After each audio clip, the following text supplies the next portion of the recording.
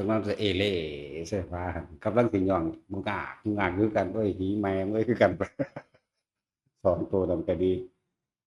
เบิ่งเขานี่นั่นว่าสั่นเดียวไปทั้งนั้นก็งุกงักก็คือกันปลามือใส่รถไปใกล้ๆเนี่ยพวกนั้นก็เลยบ่ต้องมาเอาใจมันก็ได้บอกมันว่าเกิดมันก็ทุกข์จังซี่ล่ะเป็นมาพระพุทธเจ้าพุ่นเด้เราจะไม่ทำอย่างทนุถนอมกับเธอเห็นบ่เราจะขนาบแล้วขนาบอีกสั่นเด้เขาก็เอาอุปนิสัยนั้นเอาเห็ดมายากกว่านี้อีกก็แล้วกันนะสาสมีว่าตายงอนหรอกเราจะมองหรือจะเอาวิกเนาะพี่เตอร์ผู้เรียกตนเลยสัตว์พี่เตอร์ลงต่อแล้วก็เรียกตนฝ่ามือใจอย่างเดียวเอาท่าท้าไว้แต่มันยืนรับเหมือนผู้เอาใจมันซื้อนั่นซื้อนี่ไม่ก็คือของเด่นซื้อเครื่องบินซื้อรถโอ้ยยังแน่แหละคือว่าถ้าปีกจากแดนยังปวดมันก็เลยไปอีกพวกนึงฮะมาลิมาลิกับหัวซื้อเครื่องบินซื้อรถนั่นโอ้ยพวกมันกับมันเป็นบ่าวผมก็เลยอีหนาใหญ่กูกำลังด่ามึงอยู่เดินนี่เออหน้าบักใหญ่บานเพอเวอร์เวลาแต่งหน้าแต่งตาใส่สีที่โอเอกระปุกใหญ่กระป๋องใหญ่ซ้ำใหญ่กว่ากระคุกเด้อจากว่าตาสินซื้อเครื่องบินยังซื้อรถยังเขารถรีโมทบ่ยังเขาละร้อยให้กันเอ้ยมันจะจับฟาดปากมันดีดีก็คือกันค่านี่ก็คือกันร้อยซื้อนั่นซื้อนี่ให้กันดีมันก็ยากกว่าถ้ามันฝึกได้ฝึกถ้าเป็นเด็กน้อยเท่าใกล้จะตายเราจะฝึกยังได้เนาะคนนี้ต้องปวดเท่าฝึกยากก็ยังเด่นมันเบิดได้หรอกเราได้ฟังความได้เจาะถ้าจะเอามวลดูซื้อได้ตาด้านหัวอยู่ใจบัวใสแห่งคักเนาะธรรมดาบ่เนี่ยหรือว่าแล้วเราก็สร้างสมอุปนิสัยสร้างสมอุปะหมายว่าอุบัติขึ้นนิสัยก็คือใจเฮานั่นแหละนิสัยก็เลยให้มันอุบัติขึ้นสร้างสมไว้ในหัวใจสร้างสมไว้ในความรู้สึกมันบ่ได้ศาสตร์นี้มันก็ต่อศาสตร์หน้ามันก็สั่นเข้าถ้าสิได้สิได้ศาสตร์นี้พยายามคุ้มในลมหายใจนั่นคือพระพุทธเจ้าเพิ่นเขาเจ้ามีที่เป็นกุศลกรรมรวมกันเด้เขาเจ้าจังฝึกกันได้บุคคลที่บ่มีอุปนิสัยหรือว่ากุศลกรรมรวมกันก็ฝึกกันบ่ได้เด้พระอานนท์เหลือตนสองตายายนั่นโอ้ยเหลือตนแห้งไปโปรดเอาแน่พระเจ้าข้าไปโปรดเอาแน่เนี่ยพุทธเจ้าบอกกระเว้าให้ฟังแล้วอานนท์คนที่บ่มีอุปนิสัยในการทำบุญกรรมรวมกันกับเราตถาคตเนี่ยแม่นไปโปรดเอาเพียงใดเขาก็บ่เข้าใจเขาก็บ่ฟังเขาก็บ่เบิ่งดอกอ้อนว่อนถึง3เทื่อไปสิพาไปก่อนไปยืนอยู่ตรงหน้าหันข้างให้ซะแงะเนี่ยไปยืนขึ้นไปอีกหันไปเรื่อยๆเนี่ยธรรมดานั่นแหละเป็นองค์สันตัวก็ยังว่าบ่มีอุปนิสัยรวมกันมีอุปนิสัยรวมกันเว้าคำเดียวนํกันปั๊บโหลดแล้วพาโน่นก็เลยเศร้าก็เลยหูแล้วนะเจ้าพาโน่นเพิ่นเป็นคนมีจิตใจสวยงามเนาะคนใจอ่อนเรียกตัวคนเบิดกิริยามารยาทเป่าอ่อนหนุ่มอ่อนหวานมีวาจาน่าเคารพนั่นแล้วก็เป็นคนที่อุทิศชีวิตเพื่อพระพุทธเจ้ามาตลอดเลยบางศาสตร์ขนาดว่าพุทธเจ้าเฮาสมัยนั้นเกิดเป็นกวางเป็นพญากวางทองพานนท์เป็นพระราชาเลยแต่ว่าเป็นคนมักล่าเนื้อโดยเฉพาะกวางเขาก็โห่กวางมาตีกอกล้อมไว้ เป็นตัวใดพันตัวมื้อนี้ขาตัวนี้มื้อนี้ขาตัวนี้ขาไปเรื่อยๆต่อมานั่งกวางอันนั้นมันทองนั่งกวางมันใกล้สิออกแล้วล่ะ แต่ว่าพระโพธิสัตว์เท่านี่พญากวางเลยบอกให้ขาผู้ขากินแทนซะเมื่อหนังมังสาขากำลังนุ่มกำลังหนึ่งพอดี เป็นตาแสบเป็นตะกินก็นั่งกวางดีนั่งกวางอันนี้ท้องใหญ่ท้องแก่เนื้อแตกเนื้อยุ่ยว่าเป็นตะกินเพิ่งรู้นะว่อนเขาขาเจ้าของธรรมดาแล้วพระนนท์ศาสตร์นั้นเป็นพระราชาเด้อเลยนายเพชฌฆาตก็ไปบอกไอ้พระราชาหลังจากให้พระราชามาฟังเอาเอง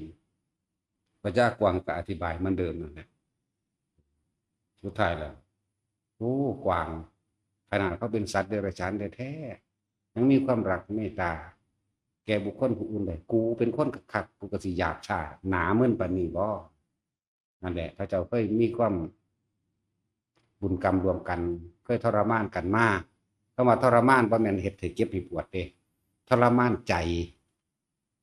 ทรมานใจอันเป็นมิจฉาทิฏฐิอันเป็นมานะทิฏฐิอันเป็นความเห็นผิดพระเจ้ามีวิธีของสั้นทุกอย่างก็ว่ามันมีอุปนิสัยรวมกันว่ามีอุปนิสัยร่วมกันปุเพจักตะปุญญาตาการทำบุญร่วมกันไว้ในการก่อนจังฟังร่วมกันพระอานนท์หลังจากนั้นมากอะปฏิญาณตนเลยต่อไปจากนี้ข้าพเจ้าจะว่ากินสัตว์ทุกชนิดนั่นเลยเกิดความสัตว์ทั้งหลายเหล่านั้นก็เลยได้ความดีนำพระย่ากวางท่องอะไรทุกสัตว์ทุกชนิดได้บาดนี่นะแบบนี้โอ้เฮารอดชีวิตได้เพราะว่าพระย่ากวางท่องคนสำนึกบุญคุณก็มีผู้บ่สำนึกอวดดีอวดเก่งก็เทวทัตก็มีเทวทัตก็อยู่หันเทวทัตนึกเถียงซอยอยู่เด้เถียงซอยเอ้ามื้อนี้เป็นเว้นผู้นี้ขาก็ขามันกินรถไปยังมึงสิตายแทนผู้อื่นเฮ็ดหยังก็เถียงอยู่เด้นั่นแหละมันทั้งมีมางสั่นแต่ว่าพอตะได้อภัยโทษอภัยทานจากพระราชาองค์นั้นสัตว์ทั้งหลายบ่ว่าก็ตายบ่ได้ว่าตะกวางมันเบิดทุกชนิดเลยพระราชาองค์นั้นเลยเกิดกลายเป็นคนถือศีลกินเจไปเลยนั่นแหละจึงบอกว่าเจ้าพุทธเจ้าเว้าขึ้นคำเดียวพระอานนท์เฮ็ดนำเบิดมันเข้าหลบกันมาตลอดในหังสะชฎกก็คือกันหังสะชฎกคือหงส์นั่นแหละภาษาบาลีว่าหังสะภาษาเฮาว่าหงส์พญาหงส์นี่เลี้ยงพ่อแม่ตาบอดพ่อแม่ตาบอดมื้อนึงกันมันมาหาลงกินข้าวเขาด้วยเขาก็เลยให้นายพรานไปดักว่าไปดักในเมืองนั้นก็พอดีเลยกับมันพระโพธิสัตว์นี่พญาหงส์นี่ไปติดกับดักบ่วงหลักแขนหลักตีนดิ้นจนบาดเบิดเอาเลยตัวเอ็นนั่นปาดเข้าไปถึงกระดูกแต่ใจของเพิ่นคิดถึงบุญคุณพ่อแม่เด้ดิ้นยังสั่นติดอยู่หันต้องข้ามคืนเด้แต่ว่าหมู่อื่นน่ะไล่กลับเบิดที่บ่กลับนี่คือพญาหงส์อานนท์บ่ได้ติดบ่วงเด้อานนท์บ่ได้ติดบ่วงแต่ว่าเฝ้าอยู่หันตอนเช้ามานายพรานมายามบ่วงก็เห็นหงส์ตัวนี้บ่ได้ติดกับดักบ่ได้ติดบ่วงเป็นหยังมันคือบ่บินจำว่าต้องถามให้ได้เลยว่าหงส์อานนท์นี่ก็บอกให้กินข้าพเจ้าซะข้าพเจ้ากำลังพอดีแสบไปเป็นหงส์นมเนื้อแน่นกว่าแต่นี่มีอายุแก่แล้วถ้าเป็นคนก็ว่าอยู่ในวัง40 ปีบ่แสบหรอกกินพวกขาซะพวกขา20 ปีนึงนะนี่แลกชีวิตให้พระโพธิสัตว์หงส์แต่ว่าติดบ่วงเป็นหยังคือการแลกขนาดนี้พระเจ้าหงส์ผู้นี้เลี้ยงมารดาบิดาตาบอดถึงอยู่ในที่แดนไกลล่ะตอนนี้บิดามารดาก็บ่ฮู้ว่า สิหัวอกแตกตายหรือยังเพราะว่าคิดถึงลูกก็เลยว่าผู้ขาขอเอาชีวิตแลกกับพญาหงส์อันนี้ซะอย่างสั่น ให้เอาผู้ขาไปกินแทนผู้ขานี่พอดีกำลังแสบเนื้อแน่นกว่านี่กว่าแต่พญาหงส์นี่มีอายุมากขึ้นแล้วอย่างหนึ่งถ้าท่านขาพญาหงส์นี่ท่านบ่ได้ขาแต่พญาหงส์ผู้เดียวนี่ท่านย่อมขามารดาหรือบิดาของพญาหงส์นี่ตลอดทั้งลูกน้อยที่อยู่บ้านนายพรานสำนึกได้เลยทึกขึ้นมาเลยนั่นสั่นละ มันเป็นสั่นส่วนนายพรานนั่นก็คือในสมัยนั้นก็ก่อนพุทธเจ้า28พระองค์เด้อที่เรามานี่เด้อก่อนพุทธเจ้า28พระองค์นี่เป็นพุทธเจ้าพุทธะก่อนนั้นอีกพระพุทธเจ้าองค์นั้นชื่อว่าพุทธะสัมมาสัมพุทธเจ้านี่คือก่อน28องค์นี่นะหังสายชาดกนางสั่นแล้วผู้นั้นเป็นไผเป็นนายพรานเป็นพระมหากัสสปะนั่นแหละนี่เขาเจ้ามีอย่างที่นุนเนื่องซึ่งกันและกันมีอุปนิสัยรวมกันโอ้ขนาดหงส์ตัวนี้หมายถึงหงส์อานนท์ตัวเองบ่ได้ติดบ่วงแต่ว่าห่วงบุคคลที่มีคุณต่อผู้อื่นมากมายเฮาเป็นคนแท้ๆเฮาเป็นหยังเสียดบ่ได้บ่แม่นว่าเฮาสิกินเฉพาะพวกสัตว์ทั้งหลายได้อย่างอื่นเฮาก็เฮ็ดกินได้ขอโทษพญาหงส์แล้วขอโทษพญาหงส์ก็แสดงธรรมให้ฟังอานิสงส์แห่งศีลห้ามั่งอานิสงส์แห่งการให้อภัยมั่งเป็นทานมั่งหลายอย่างนั่นแหละว่าพวกเฮาถ้าบ่มีอุปนิสัยรวมกันมันก็บ่รวมดอกคนที่มันบ่พอใจคนที่บ่นั่นแม่นเอาทองคำไปให้มันก็เอาแต่ทองคำแต่ว่าเวลาด่ามันก็ด่าคือเก่าเป็นสั่นเฮ็ดแนวดีให้เพียงใดก็สร้างขวางหูขวางตากูเบิดกูบ่พอใจอุปนิสัยทั้งเวรกรรมมันรวมคือถ้าเกิดมาต้านมันมีอยู่ทุกองค์นั่นแหละเกิดมาต้านกันอยู่ตลอดนะถ้าบ่มีพวกนั้นนะคือถ้าบ่มีเทวทัตความสำเร็จสัมมาสัมพุทธเจ้าของพุทธเจ้าเฮาก็เนิ่นช้าต้องมีพวกนี้พวกนี้เขามีบุญคุณเด้แต่เฮาบ่ถือบุญคุณดอก มันเป็นหินรับปัญญาหรือว่าเครื่องทดสอบกำลังใจนั่นแหละสุดท้ายแล้วก็ปล่อยกันส่วนนายพรานน่ะคือพระกัสสปะพระมหากัสสปะหลังจากนั้นมาก็เลิกเลยเลี้ยงมารดาบิดาคือกันนี่ก็เลยเพราะว่าเพิ่นก็เลี้ยงมารดาบิดาของเพิ่นพอตามารดาบิดาตายแล้วก็เลยไปบวชเป็นฤาษีนี่พระกัสสปะสมัยนั้นพระพุทธเจ้าพุทธะสัมมาสัมพุทธเจ้าเด้อบ่แม่น25พระองค์ที่พระพุทธเจ้าเฮาเว้ามาได้นี่แต่เพิ่นยกมาแต่ยามใดล่ะหลายอย่างที่ถูกกว่าเฮาบ่รู้นายพรานพระกัสสปะนี่ก็เลี้ยงบิดามารดาที่แก่ชราส่วนพญาหงส์ก็เลี้ยงมารดาบิดาแต่ว่าตาบอดพร้อมนี่แล้วก็พร้อมทั้งบุตรภรรยาที่รออยู่บ้านอีกส่วนพญาหงส์ไอ้หงส์อานนท์เนี่ยจังหวะถ้าว่าเปรียบเทียบจังซี่พวกเขาบ่เข้าใจก็เลยสรุปชาดกไปพร้อมในโตโลดชาดกเป็นว่าเรื่องเราประสบการณ์จริงในชีวิตจริงที่เพิ่นสั่งสมมาเด้บ่แม่นนิทานแต่งขึ้นมาเด้นั่นแหละที่ว่าพระพุทธเจ้าล้วนแล้วแต่เราประสบการณ์ของตนเองที่เป็นมาที่ผ่านมาว่าเพิ่นสามารถระลึกชาติได้ประมาณบ่ได้ระลึกไปจนบ่สุดบ่มีหม่องสุดเพิ่นเลยหยุดเอาไว้โอ้มันบ่มีหม่องสุดหรือว่านี่ ตัณหาหรือว่าภพชาติที่เกิดมานี่หาต้นไม่ได้แล้วผู้สิเกิดต่อไปก็หาปลายไม่มีเหมือนกันตัณหาบัดตัณหาหาต้นไม่ได้หาปลายไม่มีหาที่สุดหาเพียงใดก็บ่ถึงแต่เขาจะมีอุปนิสัยรวมกันมาจะเลยติดตามกันมาช่วงนั้นผู้อันเป็นครูอาฆาตมันก็มีมาทุกพระองค์แต่ว่าบ่แน่เสมอไปว่าจะเป็นเหมือนดุจดังเทวทัตบางสมัยของพุทธเจ้าคนที่เคยเป็นศัตรูผู้อาฆาตขาดอะไรกลับใจเป็นอรหันต์เลยก็มีสาวกก็มีส่วนมากถึงในวิริยะติกะกับสัทธาติกะ ส่วนปัญญาธิกะนี่ลงนรกไปหลายเยอะแยะเพียบลงสั่นเพราะเขาเจ้าเอาชีวิตแลกตัดแบบเอาชีวิตแลกเอาเลยพวกนี้พระพุทธเจ้าเฮานี่ใส่ชีวิตแลกมากที่สุดแล้วเอิ้นว่าปัญญาธิกะเป็นที่ผู้ยิ่งยวดส่วนศรัทธาธิกะนั้นแลกมั่งบ่แลกมั่งแล้วแต่เหตุส่วนวิริยะธิกะผู้ที่มีอายุยืนก็สร้างดอกยืนกับทุกข์คือเก่าวิริยะธิกะนี่หมายถึงพระเจ้าองค์นั้นอายุ80,000 ปีมั่งอายุของศาสนา100,000 ปีมั่งเด้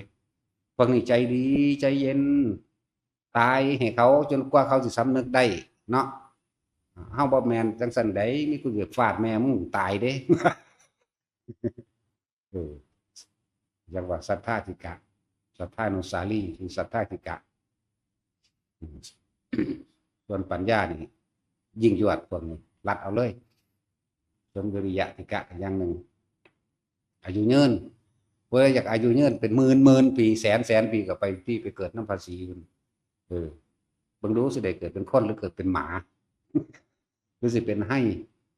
เป็นกาหรือเป็นไก่เป็นกุ้งหรือเป็นหอยเป็นไส้เดือนบ่เนาะฉะนั้นเอาในปัจจุบันแหละดีที่สุด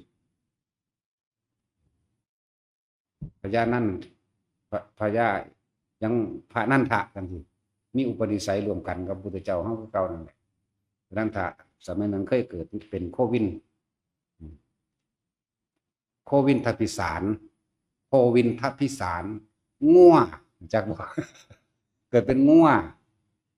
ลากของลากเกวียนมีกำลังมากเทียบกับงัวพันโตกับแต่ว่าเพิ่นพระนันทะนี่เป็นน้องพุทธเจ้าศาสตร์นี้คนละแม่ได้ว่าแม่เดียวกันน้องพระนันทะแต่ที่ว่าแต่งงานกับนั่งอันปะทะกัลยาณีนั่นนั่งชนบทปะทะชนบทกัลยาณีหมายว่าหญิงงามในเมืองนั้นชนบทนั้นงามที่สุดแล้วเลือกว่าให้พระนันทะเอามาเป็นเมียแต่ว่าเป็นหญิงชาวชนบทหรือว่านางปะทะชนบทกัลยาณีก็เป็นหญิงชาวบ้านแต่ว่าในหมู่บ้านนั้นตำบลนั้นมีผู้เดียวนี่งามที่สุดสมัยหนึ่งเขาเจ้าส่วนอันนั้นเป็นพญาโคนั่นทวิสารได้มีกำลังมากหมายถึงพระนันทะนี่แหละถึงพระนันทะแต่เพิ่นก็มีอยู่ดอกอันผู้เจ้าเฮาบางเวลาคือขน้องก็คือขน้องสมัยนั้นเป็นโพธิสัตว์เนาะไปท่าดึงนั่นท่าดึงนี่สนะมาเบิดหมายถึงไปท่าดึงเอา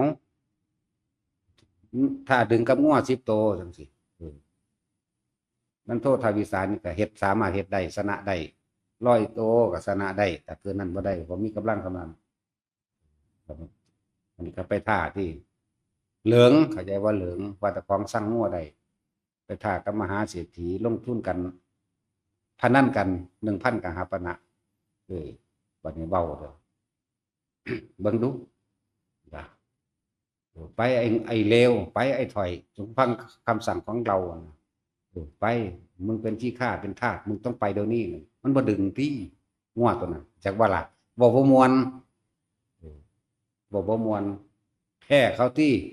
แพ้สมงัว10 โตนี่ถ้าเก่าเป็น100 โตกูก็ชนะได้บัดนี้มาแพ้ได้10 โตก็มันบ่ดึงมันเครียดงัวเครียดสัตว์เข้าใจภาษาคนบ่บาดนี่คือหมานั่นแหละมันก็ยังเข้าใจได้เนาะสัตว์นะงัวกับเพื่อนควายก็คือกันสั่นแหละมันเครียดบ่ไปเสียใจยังไงเลยมาระลึกนึกถึงนี่เฮาว่าจาก็เฮาเป็นว่าจาอันเสียดแท่งว่าจาข่มเหงว่าจาดูถูกแม้แต่สัตว์เดรัจฉานแท้ๆก็ยังบ่อาจสามารถที่สิยอมรับกับคำสมิคิดได้บัดนี้งัวก็ฟังจอบฟังอยู่เด้ก็บ่ได้จอบว่าอยู่ตารางบ่ได้จอบดอกจังซั่นในสุดท้ายเลยครับก็เลยว่าเลื่อนว่าพ่อนั้นโททวิสารพ่อมีรูปน้ำไปอ้อยเอาได้บัดนี่เพิ่นเสียเงินแล้วมันไปอ้อยเอาได้บ่มวนถ้ามีพ่อกู้ขึ้นชีวิต นี่แหละพวกเขาต้องตายบ่ได้มีอยู่มีกินเด้ครับเอาง่วงก็เลยบอกไปถ่ายอีกไปก็เลยไปถ่ายอีกแล้วเพิ่มพระดันเป็นสองเท่าเป็น2,000กหาปณะก็ไปรูปหัวรูปน้ำรูปเกาขันเกาหินนั่นเพราะนั้นโททวิสารนี่สั่นวันนี้เราจะโชว์กำลังชาวบ้านได้ยอมรับไปย่องเอาเศรษฐีเพิ่นก็เคยยิ้มย่องได้ใจเนาะเอา2,000ก็2,000เพราะถ้าไปลูบหัวลูบนี่เกาหางเกาข้างให้งัวตัวนึงปึ้งบาดเดียวก็ปึ้งไปหมดแล้วนั่นแหละพระเจ้าก็เคยมีแนวทรมานกันมีแนวกันตัวจะไม่นี่เลยงัวตัวนั้นมาเกิดเป็นพระนันทะที่ไปแต่งงานกับนางปะทะชนบทกัลยาณีมันแต่งงานกันเพิ่นจากอ้างเมียเพิ่นเลยเอิ้นเพิ่นได้นิมนต์อ้ายเพิ่นพี่ชายเพิ่นเด้นั่นพระพุทธเจ้าก็ดีแต่ว่าลูกคนละแม่แต่ว่าล่ะพ่อเดียวกันนั่นแหละพ่อก็คือพ่อใหญ่อันสุทโธทนะคือเก่านั่นแหละอยากอ้างว่าเป็นได้เมียข่อยงามบ่นะแต่ว่าด้วยความที่ว่าเพิ่นเขาเจ้ามีอุปนิสัยรวมกันคือทรมานกันเคยฟังพร้อมกันมาก่อนสันเขาแล้วก็จับบาดปึ๊กใส่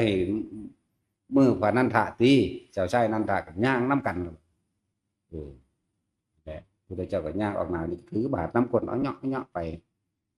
คิดไปน้ำทางเลยวิทย์หัวบ้านเพื่อสิรับเอาบาดเองดอกมั้ง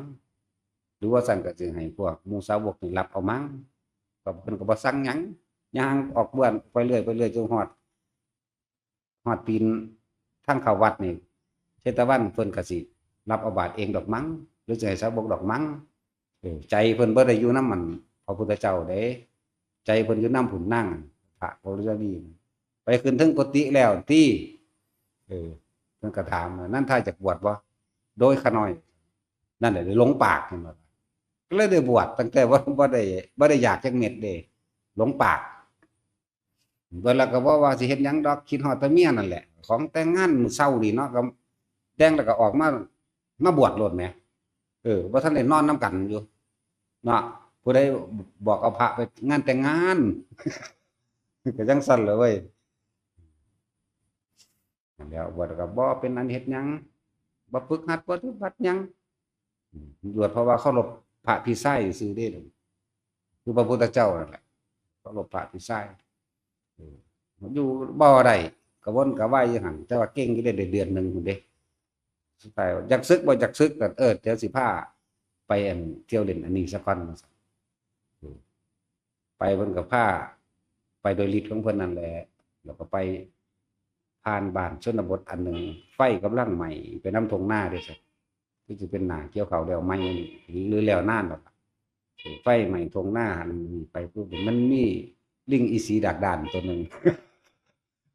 เพิ่นถือไฟลวกเพิ่นหนีออกมาจากไฟกันแหละมันเป็นนางก่อนโมดอยู่นางเคยโมอยู่ตั้งต่อไฟกับลวกน้ำหัวน้ำขนน้ำยังมันแหลกกำดำเบ้อดังกับจิกนิกอยู่เพราะตอนนั้นเพิ่นก็พาไปพุ่นล่ะขึ้นไปสวรรค์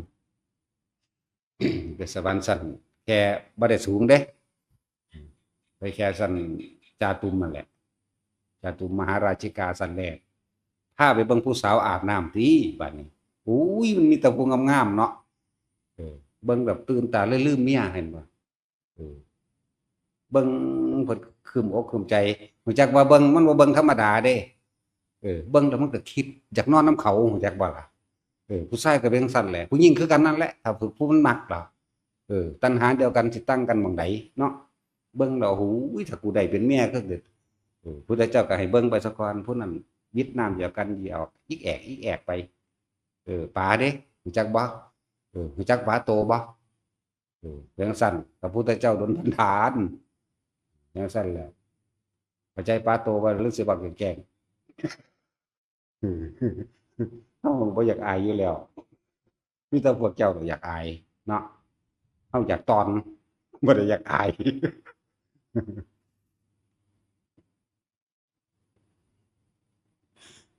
ป๋าโตเบิ่งพระเจ้าก็รู้จักแล้ว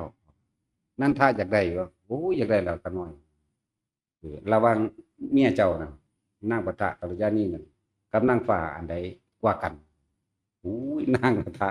ยานีอันนั้นปัจจิมาเทียบเดียวคือลิงอีสีดักดันนั่งอยู่ต่อดอกพระเจ้าค่ะนั่นล่ะแล้วนางฟ้าเป็นใดนี่โอ้เทียบกันบ่ได้เลย ผิวพรรณไล่ไปละบัดนี้สดใสดุจดังน้ำผึ้งสีชมพูอมน้ำผึ้งเพิ่นไล่ไปเด้แต่ว่าอีหลีได้เป็นจังซั่นเด้นางฟ้าอีหลีแต่อีหลีตัวเฮาก็เคยเห็นอยู่ไหมเออแล้วสั่นเดี๋ยวเราตถาคตสิเอาให้เอาบ่เอาเออเอาสั่นเอาเบิดนี่เด้สั่นอุ้ยหังมักเอากลับลงมาแล้วก็เพิ่นก็บอกกันเธอไปเดินจงกรมตอนนี้เวลาตอนนี้นั่งสมาธิตอนนี้อันนี้เฮ็ดตอนนี้ว่าไปแล้วเฮ็ดไปเฮ็ดมาแล้วเฮ็ดนี่ด้วยความขยันเด้มันมีแนวดึงดูดมันบ่ธรรมดาเด้ราคะนี่เป็นตัวดูดคนเฮาที่มีความรักมีความหวังมีราคะเรียกว่ามีความยินดีมีความพอใจเป็นกำลังใจนี่ล่ะพวกเฮาสร้างโลกที่นี่สร้างเพราะว่าอันเดียวนี่แหละเนาะสร้างเพราะว่ามีผัวมีเมียอยากได้ผู้นั้นเป็นเมียอยากได้ผู้นี้เป็นผัวนั่นเลยสร้างกันมันมีกำลังใจเด้ความจริงก็เป็นซั่นอีหลีเด้มันฮึกเหิมมันบ่เฒ่ามันหาวดงอยู่ในธรรมดาแต่มันมีอันนี้มาเป็นแรงบันดาลใจเนาะ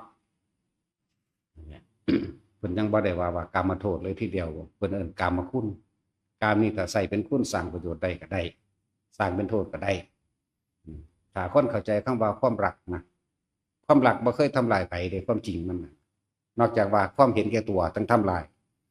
ที่บอกว่าคนเฮาส่วนมากที่ว่ามักเขาจังซั่นจังซี่เวลาให้เฮ็ดเขาผิดใจลองเบิ่งเด้อความรักจริงๆแล้วบ่ทำลายที่นางมาริกาเว้ารักใดที่จะเสมอด้วยรักตนไม่มีดอกพระเจ้าค่ะศูนย์ใส่เขาพระเจ้าปัดเสนก็ดีจังซั่นแล้วเพิ่นจักให้เขาว่าฮักเจ้านะเขาเว้าความจริงเขาเป็นสาวกพุทธเจ้าจังซั่นนางปะทะกัลยาณีก็ล้อตะผัวคือกันใจก็ดึงดูท้าผัวอยู่มาจังหันจังเพ่นกับมาบ่ได้มาเพ่นดอกมาแต่จังหันมาแต่เสาใส่บาตรถามกันมื้อใดสิสึกถามเด้ผู้นี้กำลังมีใจอยากได้นางฟ้าเห็นนางปะทะกัลยาณีเป็นดังลิ่งดังวีกแล้วจักละก็บ่ปากพุทธเจ้าก็อยู่ทางหน้าจังซี่ไปถามฮอดพุทธเจ้าเด้มื้อใดสิอนุญาตให้เจ้าชายนั้นถ้าสึกมาพุทธก็อยากก็ว่าไปไปถามเธอเองจังซั่นแล้วเพิ่นปฏิบัติเขี่ยวเข็นเขาหมู่ภิกษุทั้งหลายเห็นปฏิบัติอย่างเขี่ยวเข็นอย่างแรงกล้าอย่าง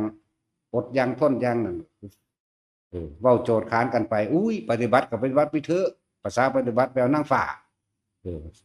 ความสาคำลื่นหนาหูหนาตาเขาเกิดความละอายเลยปฏิบัติเพื่อมรรคผลไปเลยเลยบรรลุธรรมเลยบรรลุอรหันต์พุทธเจ้าก็รู้เมื่อบรรลุแล้วก็นั่นทะเอาอยู่บ่นางฟ้ามื้อนี้ผู้ขาสิมาขอเปลืองปฏิญาณตนออกที่ว่าเปลืองปฏิญาณให้พระองค์ว่าจะเอานางฟ้าให้ผู้ขาพระบ่เอาแล้วนั่นแล้วพระเจ้าบรรลุนี่แหละจังว่าเขาเจ้ามีอุปนิสัยเคยฝึกหัดเคยทรมานซึ่งกันและกันมามันจึงบอกสอนกันได้ส่วนคนบ่มีอุปนิสัยนึงอย่าไปสนอย่าไปอธิบายเขาบ่สนใจจึงบอกหมู่พวกผู้ฝึกทั้งหลายอยู่ในนี้ว่าจุดประกายเริ่มต้นนี่เขาได้ซะก่อนบ่ต้องไปอธิบายขยายความให้มันมากยิ่งอธิบายมากยิ่งห่างไกลความจริงเขาสิบ่ได้ความจริงเขาจะได้แต่ความจำกับอุปทานที่เขาสิปรุงแต่งนึกคิดจินตนาการไปคนมันมักง่ายมันมักให้ผู้อื่นเฮ็ดให้นะผมบอกพวกนี้จุดประกายเริ่มต้นทรงชาติมันเป็นรู้ลมหายใจเขาออกกับจตุนารมณ์เด้อให้เขาได้ตัวนี้จนชินยืนเดินนอนนั่งเขาสิทำมาทำก็สร้างบ่แม่นเฮาโลดบอกไว้จังซี่อย่าไปละกิเลสให้เขามันสิเป็นเพิ่มกิเลสให้เขาสองตัวมันสิมีแต่ความคิดเอากับคิดเอามันสิบ่หยุดคิดจังบอกไว้คือบอกอันเขาเอิ้นคู่นุ่ยอีเป็ดเขาเอิ้นนะ จะเป๊ะหน้าแบบไงขี้ไรกับขี้ไรอีหานใกล้อยู่บ้านนาเลยเอาตอดเพื่อนเขาเย็นนั่นใครก็อีเย็นอยู่เย็นคือข้างโคกชิ้นขาดผู้เขาไฟป่วยเป็นลมเลือนปลอมเราเคยเห็นมันบ่นั่งทั้งนั้นน่ะขี้ไรขี้ไรป่วยยิ้มเยอะอยู่น้ำเหลืองไหลออกปลอมกับบักแหล่มากๆเลยนะกับมักแล้วบักแหล่ผสมกันนั่นแหละยุ่มเยอะอยู่บักนั่นไปเลยจังมันยังย่อยย้ำยางอยู่เปเสะอยู่คือกันเนี่ยเราอดีตนิทานให้ฟังคนเฮาแต่บ่มีอุปนิสัยรวมกันมันอยู่ต่อหน้ามันสิเดของมีค่ามากที่สุดหั่นก็บ่เอาเปรียบเสมือนดังว่าเอาเพชรให้ลิงมันดมๆแล้วมันก็ฟาดทิ่มเข้าใจว่าล่ะจังซั่นอีหลีเด้เอาเพชรให้ลิงมันบ่ได้มีค่าสำหรับมันก็ดมมันก็ส่องหุ่นส่องผีฟาดทิ่มซ้ำเป็นจังซั่นว่าแต่ละคนเด้อเฮาแนะนำได้แต่เบื้องต้นเท่านั้นระหว่างทำการเขาต้องเฮ็ดเอาเฮ็ดบ่เฮ็ดก็สร้างเว้าอยู่เด้ก็สร้างแล้วเพิ่นกูพุทธเจ้าเกิดมาหลายล้านพระองค์กูสิไปเงิดแมงยังว่าอยู่เนาะจังซั่นก็ให้เบื้องต้นบ่ต้องไปละกิเลสให้เขาที่บอกมันเลยกลายเป็นตัณหาและอุปาทานเขาต้องรู้ด้วยตัวเขาเองเขาต้องสอนเขาเองเขาต้องได้ด้วยประสบการณ์เขาเองพุทธเจ้าสร้างสมประสบการณ์มาล้วนแล้วแต่เว้าประสบการณ์เด้ประสบการณ์จริงนี่คือเอิ้นว่าธรรมะแปลว่าจริงเป็นความจริงของสิ่งทั้งหลายทั้งปวงในสรรพสัตว์เป็นความจริงของดินฟ้าอากาศว่าเป็นของเกิดของดับบ่เที่ยงแท้แน่นอนนี่นะเป็นความจริงของชีวิตเป็นความจริงว่าทำดีกระทำกรรมดีแล้วย่อมมีสุคติเป็นที่ไปกระทำกรรมเลวย่อมมีทุกขติเป็นที่ไปนี่เป็นความจริงมาตลอดแม้แต่พระองค์เคยตกนรกมาตลอดตอนนี้ปีเกิดเป็นสัตว์เดรัจฉานเกิดมาเท่าไหร่ส่วนมากบ่ค่อยเว้าเรื่องว่าไปเกิดในสวรรค์เด้บ่น้อยบ่น้อยนรถพรหมจังซี่ทำไมนั่นก็ไปเกิดเป็นพรหมก็เฝ้าลงมามันอายุยืนแน่มีแต่เว้าประสบการณ์จริงเด้แต่ว่าไปเกิดเป็นเทวดาจังเฝ้าลงมาซะมันเสียเวลาในการบำเพ็ญแต่ถ้าเว้าเรื่องอันสัตว์เดรัจฉานคือเพิ่นเคยเกิดเป็นเว้าจนจบจนมาสรุปแล้วก็สรุปชาดกลงได้ว่าสมัยนั้นเราตถาคตได้เกิดเป็นนั่นส่วนอานนท์เกิดเป็นนี่นันทะเกิดเป็นนี่มาเลยเด้เอานี่ตายอีกก็ต้องจกกับเพิ่นหันมันนอนแมงแต่อยู่ตอนนี้แหละได้จังได๋มันบ่เครียดดอกพอด่าแม่มันบ่ได้ด่ามันจังซั่นแต่คนด่าเครียดเนี่ยบ่มีอุปนิสัยนำกันดอกถ้าพวกด่าแล้วน้องก็มากูติดอีหยังเด้นี่ก็สิเบิ่งเจ้าของก็นั่นแหละแต่ว่ามันมีวิธีการทรมานของไผของมันแม่บอกว่าเฮาสั่งสมอุปนิสัยไปเรื่อยๆเถอะเราใครอยากไปชาตินี้อยู่ในลมหายใจตายในลมหายใจบ่มากก็แล้วกันเพิ่นว่าครั้งที่เราเสวยชาติเป็นโพธิสัตว์เราตถาคตย่อมอยู่ด้วยอานาปานสตินี้เป็นส่วนมากเมื่อเข้าสู่อานาปานสติอาสวะย่อมสิ้นไป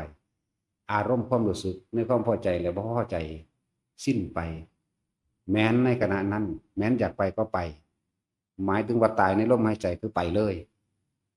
อย่างหน่อยอนาคามีแล้วก็อรหันตผลไปเข้าสู่ปรินิพพานไปเลยแม้นไม่อยากไปก็ไม่ต้องไปและนี่เทคนิคหรือว่าเรียกเคล็ดลับยังก็ว่าไปเฮ็ดเอาตัวไปก็ดีจะมีในบันทึกอยู่ในอย่างล่ะคิริมานันทสูตรนั่นแหละนี่อยู่ถ้าผู้ใดต้องการหลักฐานหลักฐานเฮาก็เว้าอยู่เฮาบ่หนีจากนี้ดอกหมายถึงพระไตรปิฎกหลักสูตรประสบการณ์เฮาก็เว้านะว่าเอาทั้งจริงเอาทั้งจำล่ะมาเปรียบมาเทียบจะให้ทุกคนเห็นเจ้าของนั่นแหละบ่ได้เห็นผู้อื่นดอก ให้ทุกคนเห็นทางพ้นทุกข์อยากให้ทุกคนเห็นเอามันบ่มีผู้ใดเฮ็ดให้ไผได้พานั้นทำเมื่อบรรลุแล้วนั่งอันปะทะกันนี่ก็บวชนำได้พุ่นบวชสุดพุ่นบวชสุดของแม่พระชาบดีโคตมีบวชในสุดนั้น12,000 องค์บวชสุดแรกบวชด้วยความขนขวายของพระอานนท์บวชเร็วโพดตัวใดพระศาสนาบ่ท่านได้ถึงหมายถึงว่าอายุการพรรษาของพระศาสดาบ่ท่านได้ถึงมากอายุศาสนาเฮาเลยรู้สึกว่าสั่นและปั่นป่วนนำแต่ว่าเรื่องพระพุทธเจ้าเฮาทำนายว่าถึง5,000บ่ได้ทำนายนะแต่แล้วแต่เขาเจ้าเว้าไปก็แล้วไปสิถึงเท่านั้นเท่านี้ก็แต่ว่ามีความสั่นคลอนและปั่นป่วนเดี๋ยวก็เจริญประเทศนั้นประเทศนี้ไหลมาเลยหมุนไปเรื่อยอยู่เหมือนดังภาษาลิลิกธาตุจอมกระจัดกระจายไปในที่ต่างๆบ่ได้อยู่ที่เดียวสิว่าพุทธเจ้าทำนายบ่นอว่าศาสนา5,000 ปีก็อ้าวเบิ่งก็บ่ได้ทำนายนะจักก็สร้างมาดอกมันสิขัดแย้งกันทำนายว่าทำนายก็สร้างเรื่องของผู้อื่นมันเรื่องของเฮาเนาะเรื่องของเฮาฮู้ดังมีเท่านั้นเฮ็ดเอาไปเอามันโลดนะเนี่ยบ่ต้องไปเถียงกันเรื่องหลักการดอกถือว่าเว้าประสบการณ์โลดพระพุทธเจ้าเพิ่นเว้าประสบการณ์เด้เพิ่นจึงเรียกว่าธรรมประสบการณ์ว่าซะนั้นเคยเกิดเป็นกวางเคยเกิดเป็นหงส์เคยเกิดเป็นสิงโตเกิดเป็นไก่เกิดเป็นกระต่ายเกิดเป็นนกพิราบเพิ่นบ่ได้เว้าว่าเพิ่นเกิดเป็นอันสูงๆบักหลายเด้เป็นกษัตริย์ทั้งสั้นทั้งสี่ก็เป็นอยู่ทั้งบ่เว้าหลายตกนรก1,000 ปีนรกจังซี่ชาติสิมาเป็นหยังล่ะเตเมไบก่อนสิเป็นพระเตเมไบเคยเป็นกษัตริย์อยู่ในเมืองนั้นเมืองหยังล่ะมัทุราหยังนี่ล่ะลืมชื่อแล้วเมืองอันนั้นล่ะบัดนี้บ่อยากเป็นกษัตริย์เพราะว่าระลึกชาติได้เลยทำท่าเป็นใบเพราะว่าความเจ็บปวดในเมืองนรกมนุษย์นี่เศษเสี้ยวบ่ได้เลยเทียบกันบ่ได้แม้เศษเสี้ยวหนึ่งของนรกเพิ่นก็เลยอดเอาเกิดมาแล้วก็ทำท่าเป็นใบแม่เพิ่นในศาสตร์นั้นเกิดเป็นอันเทวดาอยู่เป็นลุกขะเทวดาสิงอยู่ในกัมพูชัดอยู่ในคือใหม่อันนึงนั่นแหละอยู่ในคือใหม่อันนึงเป็นลุกขะเทวดาไม่ตัวนึงตายนั่นแล้วเป็นลุกขะเทวดาส่วนอันพระโพธิสัตว์เฮาตกนรกสั่งประหารสั่งฆ่าสั่งลบสั่งบุกมีเบิดตกนรกมา1,000 ปีมาเกิดในเมืองเจ้าของมาเกิดในลูกหลานเจ้าของคือเก่าเป็นสั่นส่วนแม่เนี่ยเป็นเทวดาแหละระลึกชาติได้แล้วเฮ็ดจังได๋สิมื้อนึงที่เอาพอเอาไปนั่งอุ้มใบเว้าว่าท่านเป็นกำลังน่ารักอุ้มใบตัดสินว่าโบยตีคนนี้100 ครั้งเอาคนนี้ไปขังเท่านั้นปีเอาคนนี้ไปประหารตัดหัวแล้วเสียบหัวประจานเนี่ยระลึกชาติที่บัดนี้ฟึบออกมามันเคยเป็นตายแล้วแล้วกษัตริย์องค์นั้นก็มีลูกก็อายุ40 กว่าปีแล้วจังมีแล้วก็มีผู้เดียวนี่แหละเฮ็ดจังได๋น้อตายแน่ทั้งที่เขาทำนายว่าผู้มีบุญสิมาเกิดและต่อมาแม่ที่เป็นเทวดาก็บอกลูกเอ้ยเจ้าตกนรกมา1,000 ปีนรกเจ้าบ่เข็ดบ่ลาบ่ชื่อว่าจำละแม่เอ้ยคุยกันทั้งใจคุยกันตัวก็ทำตาเป็นใบเอาตัวความเจ็บปวดในเมืองนรกกับความเจ็บปวดในมนุษย์มันได้เสียดเสียวกันเด้ฮู้แล้วนั่นแหละก็เริ่มมาเรื่อยล่ะอดเอาเขาสิเอาหยังมาทดลองก็สร้างเริ่มใหญ่ขึ้นหิวนมก็บ่ให้บ่ฮ้องยังทดลองเอาใหญ่ขึ้นมันจะว่าฮอด16 ปีเลยเขาทดสอบทดลองเอาไปนอนเอาให้มดแดงกัดก็ให้กัดเอางูมาเกี่ยวใส่ว่าสิย่านสิตีงสิปากสิแล่นลุกหนีบ่ก็บ่ให้เล่นน้ำหมู่เด็กน้อยก็บ่เล่นทำท่านอนเป็นง่อยอยู่หั่นแหละนั่นแหละเพิ่นพอเพิ่นสะเทือนใจเพิ่นตกนรกระลึกชาติได้กับแม่เพิ่นก็บอกพร้อมแม่เป็นเทวดา ถึง16 ปีก็เอาผู้สาวที่มาแก้ผ้าเอานมมาถูมากอดมาดมอยู่หั่นเพิ่นก็โอดเอาเด้เพิ่นคือเก่งแท้บุเนาะใจนี่มันตัวเจ้าของบ่ได้เด้เนาะ เฮาบ่ได้แล้วกูฟาดแมงตะโดนพุ่นแล้วเหมือนซั่นล่ะบ่ได้แล้วมันบ่นั่นแหละที่เพิ่นบอกว่าเราย่อมอยู่ในอานาปานสตินี้เป็นส่วนมากเมื่ออยู่ในอานาปานสติแล้วอาสวะย่อมสิ้นไปคำว่าอาสวะแปลว่าอารมณ์ความรู้สึกที่ยินดีพอใจสิ้นไปมันบ่คิดจักบ่มันบ่คิดนั่นแหละเพิ่นระงับด้วยตัวนี้เมื่อมันบ่คิดแล้วมันก็บ่มีอารมณ์ตัวอารมณ์มันที่คล้องอยู่เกี่ยวอยู่มันก็บ่เกิดตัวลองคิดเบิ่งแหมแม่นว่าล่ะคิดแล้วเอารถแล้วก็เป็นรถแล้วแล้วร่างกายก็บ่มีผลจักว่าล่ะแต่มันบ่คิดแล้วเพราะทุกอย่างเกิดจากจิตก็คิดแหมมันบ่เงึกๆขึ้นรถอีหลีนั่นแล้วมันสิตัวความรู้สึกได้อยู่บ่ตัวความคิดเจ้าของได้บ่ได้เด้อนี่คือความจริงนี่แหละธรรมะนี่แหละที่เพิ่นจังเว้าคอยประกอบว่าเมื่อครั้งเราเสวยชาติเป็นโพธิสัตว์เราย่อมอยู่ในอานาปานสตินี้เป็นส่วนมากเมื่อบุคคลที่เข้าอยู่ในอานาปานสติอาสวะในขณะนั้นย่อมสิ้นไปดับไปในขณะนั้นเองในขณะที่อยู่นั่นแหละแล้วเพิ่นระงับได้โดยวิธีนี้แต่ว่าคิดกล้าก็ไม่มีกลัวก็ไม่มีเด้อพอใจก็ไม่มีไม่พอใจก็ไม่มีเพราะทุกอย่างเกิดจากจิตทั้งสังขตธรรมและอสังขตธรรมย่อมเกิดจากจิตต้องละทั้งสองอย่างจากว่าละทิ่มเบิดได้ความรู้ได้นั่นละรู้โดยการบ่ต้องรู้หยังว่างเฉยว่างอยู่กับลมนั่นแหละมันก็ดับเองดอกคำเบาซื่อๆได้ดับผู้เข้าไปได้ถึงตรงนั้นแล้วบ่ได้มีคำเบามันบ่แม่นภาษาพูดภาษาเขียนมันเข้าไปถึงตรงนั้นแล้วมันก็พูดถึงแล้วผู้ก็รู้เองดอกแต่ว่าเฮาเน้นอานาปานสติเน้นลมหายใจที่เห็นที่มาเปรียบเทียบเฮาตอนเฮาระลึกนึกถึงเบื้องตอนเพิ่นเป็นพระเตมิไวเพิ่นคืออดได้ร่างกายมันจำเป็นไปตามใจที่คิดเห็นบ่คนเฮามีอารมณ์มันก็เกิดขึ้นจากความคิดเด้คิดไปแล้วมันไม่มีอารมณ์มันอยู่บ่ได้ดอกแม่นบ่ล่ะพาไหมไม่เลย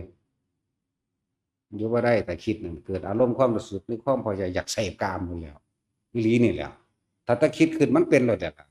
บึกขึ้นเลยแล้วบ่ว่าหญิงบ่ว่าชายเด้อผู้ชายก็เงึกขึ้นแล้วผู้หญิงก็หีขึ้นแล้วแม่นบ่ล่ะอีหลีนั่นแหละลองเบิ่งแม่ถ้ามันคิดเข้าใจว่าตาสิน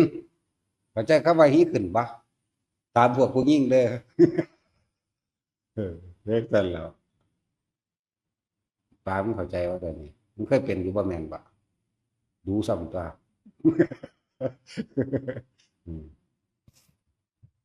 นั่นแหละว่าเฮาเว้าความจริงเบิดนั่นแหละเฮาบ่ปิดบังดอกกูเบิ่งเด้ถืนแมงเบิดทุกคนเด้อเนาะตัดสินเจ้าเอาเบิดบ่บ่เหลือบ่แม่นอันลิงเกียร์ดังวีกเว้ยมีแต่ผู้งามๆแล้วเขาขัดไปเนาะกูถืนแมงเบิดแล้วจังว่าเฮามาจับคือเฮาซอกแซกหาว่าเอาเพิ่นอยู่ได้แบบใดอันนี้มันคือบ่เป็นไปได้บัดนี้โอ้กูคิดกูฟาดแมงอีหลีแล้วบัดนี้เพิ่นบ่คิดเพิ่นเอาหยังวิธีระงับดับความคิดเพิ่นเอาลมหายใจอยู่กับลมหายใจเอางูมาเกี่ยวก็อยู่กับลมบ่นึกบ่ติงดอกบ่มีหยังเฮ็ดหยังได้เข้าใจว่าล่ะพอทุกอย่างเฮาไปถอดความคิดไปถอดสะพานความคิดเข้ามาเองถอดสะพานตัวนั้นเข้ามาความรู้สึกมันก็เกิดอารมณ์ความรู้สึกเกิดพบมันก็เกิดนั่นจังซั่นตัวงูเพิ่นก็ย้านตัวบาดเอามาเกี่ยวเอามาหยังเฮาอยู่ถ้าคิดปุ๊บมันก็จักดิ้นหนีตัวเนาะมดแดงกัดก็คือกันเขาเอาฮอดมดแดงกัดเพิ่นหมดเด้จากเริ่มทดลองจาก1 ปีขึ้นไปมั้ยคิดว่าฮอด16 ปีมั้ยเอาไปนอนใส่อันในอันกระท่อมไผหญ้าแล้วจะจุดไฟไหม้บึ้มมาไกลๆสุดท้ายเขาก็แล่นนึงออกคือเก่าแต่ว่าตามธรรมดามันนั่นน่ะฮ้อนแม่กูก็ไปแม่งแล้วมันต้องย้านอันนี้บ่ย้าน ราะยังเพราะว่าบ่คิดอยู่ในลมหายใจจังซั่นแหละนี่ก็จังว่าเฮานำเทคนิคต่างๆเคล็ดลับก็ว่าไปไม่พวกเฮาเน้นเอาในตัวเองซะประสบการณ์พุทธเจ้าก็เว้ามาบ่แห้งเพิ่นก็เว้าแต่ความจริงของเพิ่นเอง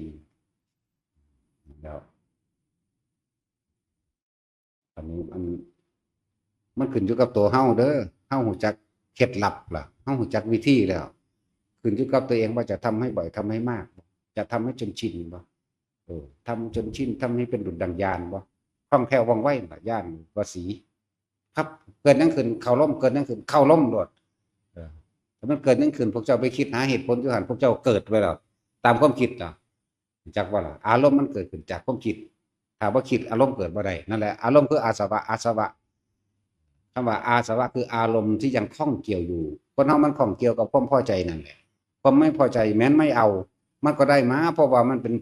สิ่งเดียวกันมันติดเนื่องกันอยู่คือเฮาเว้าเรื่องว่าเฮาสิเอาลูกแก้วนี่เฮาจะเอาแต่ทางนอกว่ามันงามเหมือนคนปรารถนาความสุขทุกข์มันไม่ปรารถนาก็ติดตามมาเพราะมันเนื่องกันอยู่ข้างในเนื่องกันอยู่ข้างในเด้เฮาบ่เอาเนื้อในของลูกแก้วเอาได้อยู่บอกเฮาจะเอาแต่ทางนอกมันนี่เปลือกนอกมันนี่จังซั่นครับคนที่ปรารถนาสุขทุกข์ไม่ปรารถนาก็ได้คือเก่าแหละหลายๆอย่างที่พวกเฮาฟังแล้วก็จับไปเป็นข้อคิดเมื่อคิดได้แล้วธรรมวิจยะคิดลงตัวเรียบร้อยแล้วสิเอาอันใดบัดนะสตินึกถึงข้อบทข้อธรรมเรียบร้อยแล้วธรรมะจะเลือกเฟ้นอันสิ่งที่ตัวเองก็ทำได้บาริวิริยะกูจะเอาอานาปานสติเลือกเฟ้นข้อธรรมโดยแล้ววิริยะเกิดความเพียรกล้าทุกคนรำรุดพ้นด้วยความเพียรเด้อสำเร็จโดยทั้งใดกับความเพียรความพยายามแล้วเพียร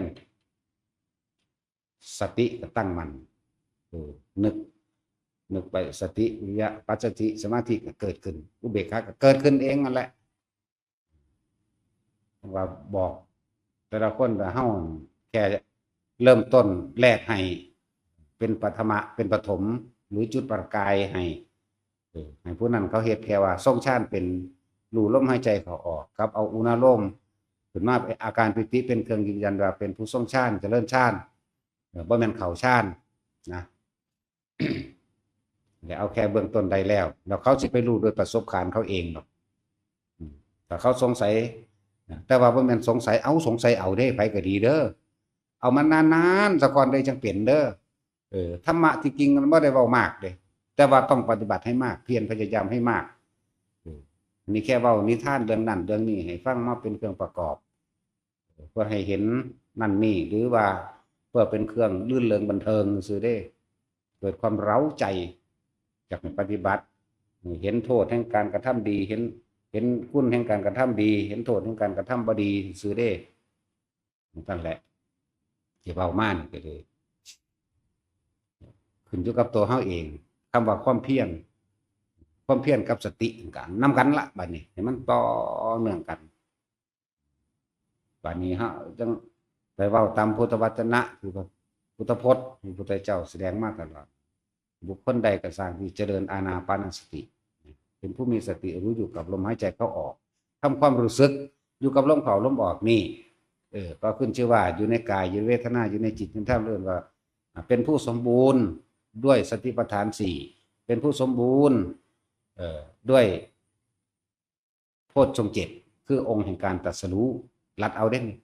จริงๆสมบูรณ์เบิดนั่นแหละโพธิปักขิยธรรม37อย่าง37หมวด37อาการเป็นผู้ด้วยอานาปานสติเนี่ยกับสติปัฏฐาน4ก็บริบูรณ์สมปัฏฐาน4ก็บริบูรณ์สมปัฏฐาน4บริบูรณ์แล้วอิทธิบาท4ก็บริบูรณ์โพชฌงค์7ก็บริบูรณ์นะทั้งสั้นต่อโพชฌงค์7บริบูรณ์มรรค8ก็บริบูรณ์เริ่มลมหายใจสรุปลงตรงที่สัมมาสมาธิอาจารย์วันไล่มาตะผมวึดลงมาสรุปเอาเป็นสัมมาสมาธิเองเป็นสมาธิอันเกิดขึ้นโดยธรรมชาติเป็นสมาธิที่เป็นไปตามความเป็นจริงจิตตั้งมั่นในความสงบอันเป็นหาประมาณบ่ได้นั่นเอง อารมณ์มันเกิดบ่ได้คำว่าหาประมาณบ่ได้สมาธิแปลว่าตั้งมั่นตั้งมั่นจิตตั้งมั่นวันนี้เขาต้องแปลว่าตั้งมั่นอยู่ใสตั้งมั่นอยู่ในลมเดินสติและสัพพัญญะสติคือรู้ลมเข้าออกสัพพัญญะคือรู้สึกตัวเราเลยเอาอาการปิติตัวนี้แหละมาเป็นเครื่องรู้สึกตัวแห่งตนตามธรรมดาแล้วความรู้สึกหรือเวทนามีด้วยกัน3อย่างหรืออารมณ์เกิดด้วยกัน3อย่างอิทธารมณ์อารมณ์ที่ยินดีพอใจคือความพอใจนั่นเองอนิจฐารมณ์อารมณ์ที่ไม่พอใจอุเบกขารมณ์อารมณ์ที่เป็นกลางวางเฉยคนเฮาส่วนมากบ่อยู่กับความเป็นกลางเนี่ยอิทธารมณ์ความยินดีพอใจนี่อุเบกขารมณ์อยู่กลางนี่อนิจฐารมณ์ความไม่พอใจมันโดดข้ามย้วยไปย้วยมาแม่นบ่โดดข้ามไปโดดข้ามมาเด้ความคิดเฮาความรู้สึกเฮาน่ะโดดข้ามไปโดดข้ามมาอยู่โดดข้ามตัวกลางนี่ตัวอุเบกขานี่อุเบกขาตาล่มนี่นั่นแหละเดี๋ยวก็คิดถึงผู้นั้นพอใจมั่งปลื้มใจน้ำเขามั่ง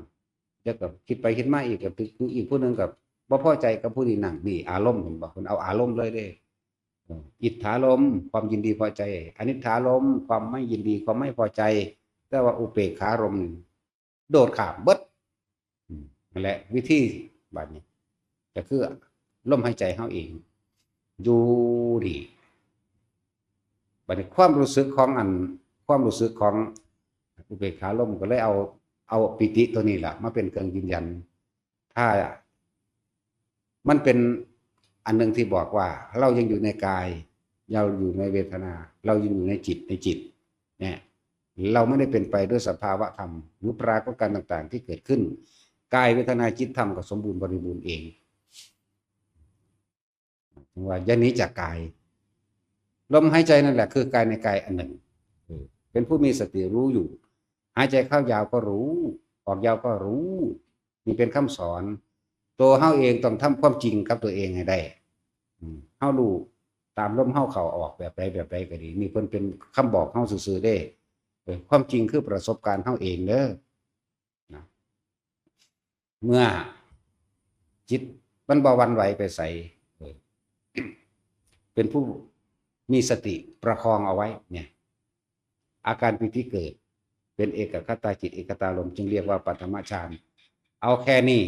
ให้มันคล่องคักๆซะก่อนจึงบอกว่าผู้ใดฝึกตัวนี้ฝึกได้ซะก่อนอย่าเอาความอยากของเองข้ามไปถามเอาผลมันแล้วอันนั้นล่ะแล้วอันนี้ล่ะแต่อีกอย่างหนึ่งบอกไว้ก่อนว่าอย่าเอาความรู้อื่นๆธรรมะนี่เฮาสอนแบบนี้เฮาบอกแบบนี้อย่าเราเอาความรู้ของผู้อื่นเขามาตัดมาขวางมาเป็นคำถามคำตอบให้เฮาตอบคำถามตัวเองซึ่งตัวเองได้คำตอบอยู่แล้วเข้าใจบ่นี่ยังยกตัวอย่างว่าเอาอาจารย์องค์นั่นสำนักนั่นคือบ่วางซี่นะอย่างเลยบอกว่าหลายคนเนี่ยส่วนมากเอาสิ่งที่เป็นตัวเองตอบได้แล้วแต่เป็นคำตอบของผู้อื่นเป็นความรู้ผู้อื่นเป็นความรู้จำของผู้อื่นมันจะค่อยขวางด้วยกันขัดแย้งจะผิดเข้ามาจะผิดกี่ผิดยังผิดที่พูดไม่ตรงกับองค์นั้นและไม่ตรงกับที่เราเชื่อเข้าใจว่านี่ผิดตรงที่ว่ามันบ่ตรงกับอันที่เฮายึดไว้คำตอบมีกูมีแล้วแต่ตอนบางทีปุ๊บกูสิดึงองค์นั้นดึงตำรานั้นมาเป็นเครื่องขัดแย้งเพื่อให้ยอมรับในเหตุผลเจ้าของเองนี่แหละจึงว่าความรู้จำกับความรู้จริงมันคนละเรื่องแต่มันเข้าด้วยกันมันจังเนื่องกันอยู่ดอกเลยว่ามาศึกษาน้ำเพิ่นก็เฮ็ดตามเพิ่นเถิดแต่เก่งแล้วอย่ามาก็ยังบอกอยู่แต่เก่งแล้วอย่ามาเด้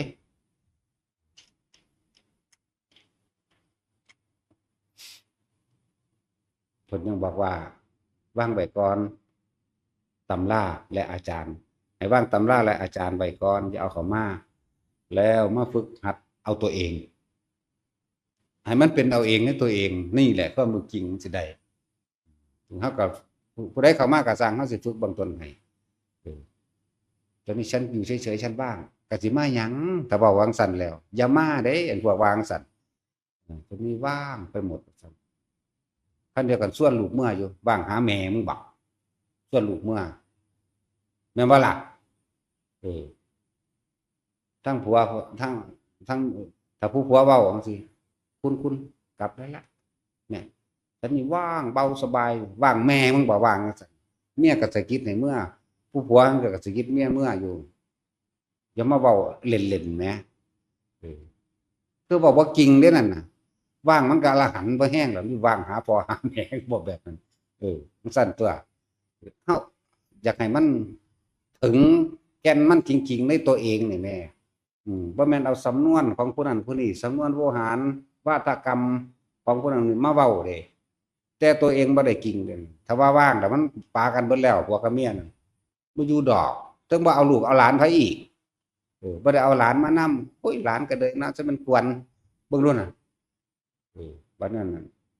คือบ่อยากเฮ็ดนำนะบ่ง่ายนั่นแหละเพราะว่าไปเอาความรู้ทั้งอื่นจำมาแต่ทั้งอื่นแล้วมาไว้แต่หักหลักนี่เป็นความจริงหลายคนเด้ผมโล่งเบาสบายว่ะก็เดียวกับมีธุระต้องรีบกลับโล่งแม่มึงบอกมึงสั่นเขาอีกด่าเลยเด้ปวดพ่อปวดแม่ปู่ย่าตายายมึงบอกนั่นเนาะปวดลุงป้าเอามึงบอกนั่นน่ะโคตรมันอยู่ในหันเดี๋ยวก็ห่วงลูกห่วงหลานเดี๋ยวก็ห่วงนั่นห่วงนี่หั่งทรัพย์สมบัติอยู่แต่ว่าเวลาเว้าธรรมะนี่เว้าวาทกรรมของผู้อื่นไปจำของผู้อื่นมาตัวเองบ่ได้เป็นเองบ่ได้เป็นจริงแต่ว่างลงนอกหยังอะไรบ่เห็นหยังแต่เป็นอรหันต์แล้วแต่เป็นฆราวาสตายมื้อนั้นแหละฆราวาสเป็นอรหันต์ได้ล่ะเป็นแต่ว่าก็ตายมื้อนั้นแหละอันโสดาสกิทาคามีได้ทั้งหมดนี่แหละหลายๆอย่างพวกเขาคิดทดเอาเองคิดเปรียบคิดเทียบเอาเองยังก็ดีคารวะชั้นเลิศพระโสดาบันตะกี้ถ้าข้ามันนี่เด็กอนาข้าก็ได้ทั้งหมดสังเกตว่ายากดอกแต่ว่าสับตูถูกคนนั้นผู้นี้ว่าท่านได้บรรลุอย่างดอกแม่ตาหมาตะกี้โปมเขาบอกมาดูถูกได้มันจะกี่โปมบ่เนาะเจ้าอ้วนจะกี่โปมไหมจิ้งเหลนแม่นบ่เฮาก็บ่ฮู้จักคือกันแต่เฮาจักแต่กี่โปมกับจิหลีดกี่โปมจิหลีดและกี่ล้อเขาฮู้จักบ่ล่ะฮู้จักก็สร้างหัวมันเด้สแตกงาบๆอยู่ก็เลยอีแห่งมึงจักกี่โปมบ่จังซั่นก็ยายเอฮู้จักกี่โปมบ่ยายเอรู้จักกี่โปมบ่จิหลีดน่าจะรู้อยู่แต่ว่ากี่ล้อนี่น่าสิรู้จักบ่จังซั่นล่ะว่าตามพวกบ้านนอกพวกนั้นจักบ้านนอกบ่ล่ะพวกบ่อยู่ในกายบ่อยู่ในเวทนาบ่อยู่ในจิตบ่อยู่ในธรรมแห่งตนไปเลยบ้านนอกพวกบ้านในเขาบ่ออกไปคิดอย่างอื่นดอกเขาจะอยู่ในลมหายใจตัวเองเบิ่งความรู้สึกตัวเองเด้อว่ากายเวทนาจิตสตินี่กำกับจิตกำกับความคิดอยู่แล้วว่ามึงอย่าไปคิดทางอื่นมึงคิดอยู่กับลมมั่งมึงอยู่กับความรู้สึกมึงมั่งมึงรู้ในตัวมึงเองมั่งจิตกับผู้รู้กันเดียวกันนั่นแหละนั่นแหละแต่คิดไปทางอื่นก็บ่รู้แล้วพูดไปรู้อย่างอื่นแต่ว่าพวกนั้นรู้เป็นรู้เกิดด้วยพวกนั้นสั่นหลายอย่างแค่ฝ่ายมันฟังอยู่บ่ล่ะฟังอยู่ว่าตอบอยู่ว่าแค่ฝ่ายจักอยู่บ่กี่โปมแนวกูมักไว้เฮ้ยแนวกูมักปนกี่โปมแบบว่าหลายอย่างจังว่าอยากให้ทุกคนรู้ในตนนี่ซะอย่าไปเอาความรู้จำจากตรงนั้นนี่มาเปรียบเดี๋ยวเจ้าของเลยบ่รู้หยังเด้อย่างหนึ่งแต่อยากรู้ทั้งเบิดก็อ่านในพระไตรปิฎกโลดบ่ต้องไปฟังไผเอาต้นฉบับเพิ่นโลดนี่คำพระพุทธเจ้านี่คำสาวกมันนั่งแยกเอาเองดอกนี่คำพระพุทธเจ้าคำพระสาวกโอ้นี่คำภาษาริบุตรอันนี้คำพระโมคคัลลาอันนี้คำพระอานนท์มันนั่งรู้ดอกอันนี้แสงเสริมเติมขึ้นมาใหม่เนี่ยมันนั่งรู้ดอก ของเฮาอ่านมานี่ยังเดี๋ยวนี้ก็ยังอ่านอยู่เอออันนั้นมันหยังเนาะเฮาก็ยังเปิดอ่านอยู่เด้บางทีก็ฟังหลวงตามั่งหลวงตาบัวนั่นแหละที่หนึ่งอยู่แล้วอันนั้นฟังหลวงตามั่งก็สิว่าหลวงตานั่นหลวงตาอื่นอีกหลวงตาบัวอีพ่อใหญ่บัวที่เฮาฟังประจำหลวงพ่อพุทธทาสในการบรรยายมันกว้างพวกนี้กว้างเขาจะเว้าออกกว้างได้แนวคิดน้อมเข้ามาในตนใดแล้วก็หลวงพ่อประยุทธ์ประยุทธ์โตนั่นแหละฟังประจำมื้อนี้เลยหลวงพ่อสมภพไล่ไปองค์อื่นก็ฟังคือกันฟังบ่จบฟังหน่อยๆหลวงพ่อปราโมทย์จังซี่เฮาก็ฟังหลวงตาสินทรัพย์ก็ฟังจังซั่นหลวงพ่อยังอีกล่ะหลวงพ่อปราโมทย์ก็ฟังหลวงพ่อสุชาติก็ฟังหลวงพ่อโสภามื้อนี้ฟังไปเรื่อยอย่าเอาพระพิฆเนศเข้ามาในวัดอย่ามาสร้างเจ้าแม่กวนอิมครับทั้งบ่ว่าพระพิฆเนศคือเพิ่นเด้แม่งสังงอบเกินบ่มันเกิดน้ำต้นท่านแหมตัวน้อยดอกยำกินดิบดอกมันควาบบ่ได้ใหญ่เด้บ่ซ้ำแม่งกินนู่นมันสังงอบนั่นแหละเขาเอิ้นพิฆเนศเขาว่าเอ้ยปักอ้วนๆเพิ่นตะเปาะเป็นตะมันอยู่แต่หลายตัวน่ะมึงเอ้ยกูปนกินกับยายฝ่ายแล้วมันปนจีโปมมันสั่งแล้วถ้าตาย